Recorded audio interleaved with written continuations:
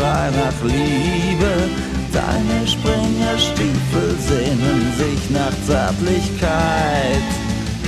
Du hast nie gelernt, dich zu artikulieren. Und deine Eltern hatten niemals für dich Zeit.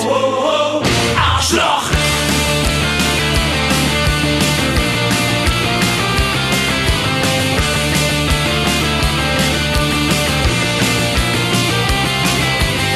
Warum hast du Angst vorm Streicheln? Was soll all der Terz unterm Lorbeerkranz mit Eicheln? Weiß ich, schlägt dein Herz und Romantik ist für dich nicht bloß graue Theorie.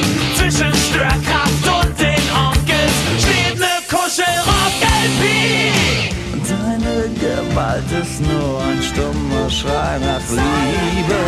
Deine Springerstiefel sehnen sich nach Zärtlichkeit. Du hast nie gelernt, dich zu artikulieren.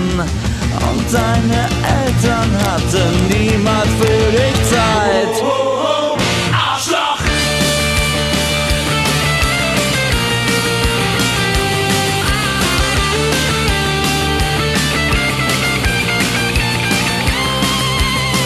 Weil du Probleme hast, die keinen interessieren. Weil du Schiss vom Schmusen hast, bist du ein Faschist.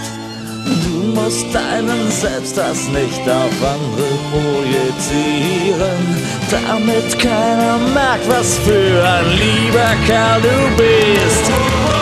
Deine Gewalt ist nur ein stummer Schrei nach Liebe. Deine Springerstiefel sehnen sich nach Zärtlichkeit. Du hast nie gelernt, dich artikulieren.